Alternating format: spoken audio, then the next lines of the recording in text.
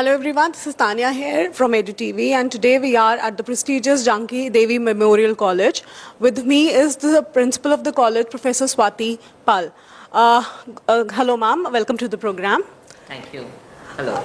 Ma'am, we've observed that students passing out from their grade 12th, entering into the world of colleges, it's like a different area for them, a different world altogether, wherein a lot of transition takes place for the students especially.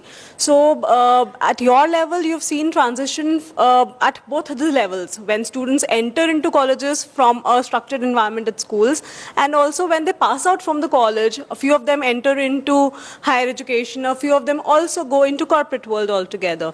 So to start with, can we please have your inputs, or rather your views onto what are the kind of challenges you see the students facing when they enter from school to colleges, please? Thank you for that question.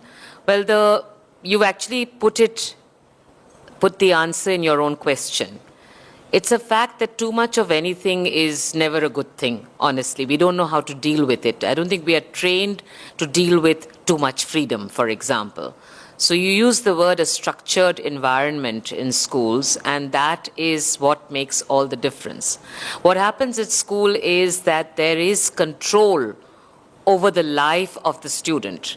There is control in all aspects, whether it is what the student is going to eat during the lunch break, whether it is how the student should behave in class, whether it is the student going for class or not. I mean, I am aware that there is bunking even at the school level, but there is also the possibility that teachers will reach out to the parents. So there is more parental control.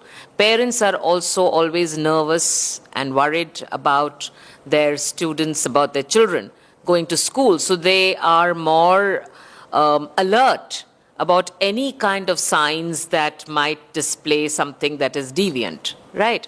So what happens when a student enters college is that suddenly there is a no-hold barred, kind of a thing that happens, syndrome that happens. And suddenly I find, in fact, I've often talked to parents about it, and I've told them not to let go so quickly, in the sense that, of course, nobody wants your parents to be policing you all the time. There are also parents who police their children so much that they completely choke their children. So again, that is too much. So too much of that is not a good thing. Too much of suppression is never a good thing. It has disastrous consequences. But it is also a fact that suddenly parents feel that, now that their children have entered into college, the children have suddenly become independent and mature. There is the mistaken belief on the part of parents that when students enter into college, many of them are 18-year-olds, so they have the right to vote.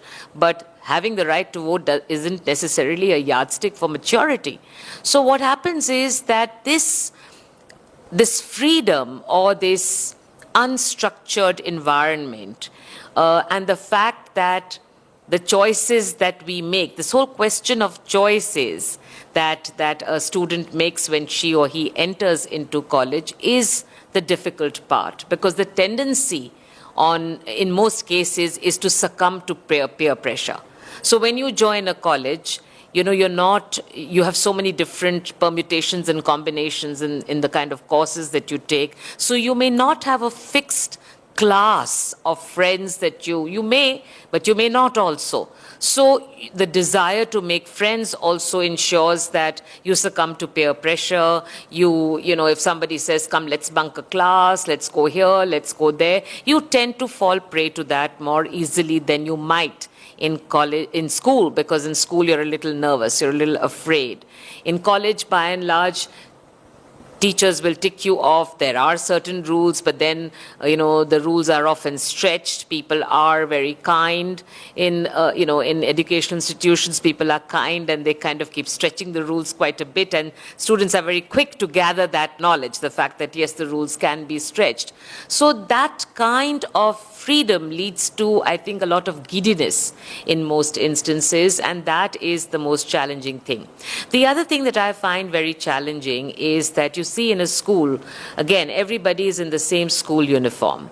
So the difference in social class within the classroom, within the school, is not as visible as it becomes in college. So there is a lot of pressure on a student to be with it, to be with the times, you know. So they put a lot of pressure on their parents for the right kind of phone, for the right kind of outfits, for the right kind of bags, and so on, because you are so nervous about not revealing that you may not quite belong to the elite class. So this elitism that, you know, students encounter when they come to college, which gets taken care of in school because, you know, as I said, to repeat myself, in school you're all wearing the same uniform.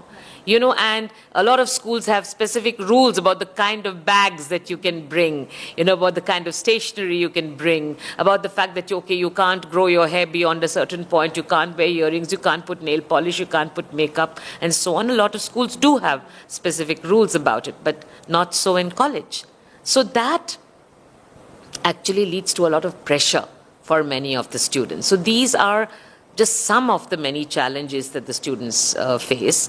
Again, in terms of curriculum, so when you're in school, you know that you are going to study these many subjects, you know the syllabus.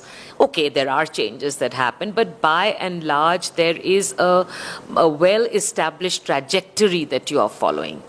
In college, you have to make choices. You have to decide which is the elective paper or the VAC that you might need to take up.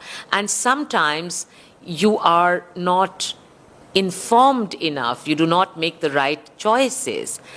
The rules are, you know, difficult to overcome. You make a choice, you may get stuck with that choice. Okay? So in that sense, it does become, and this is also a time in India of great change that is happening. There is a change a day, I believe, that is happening. So keeping pace with those changes, coming to terms with the fact that it's not going to be simple, it's complicated, is really, I think, a great pressure on, it's going to take some time for it to ease out, for things to get streamlined. This is what I feel.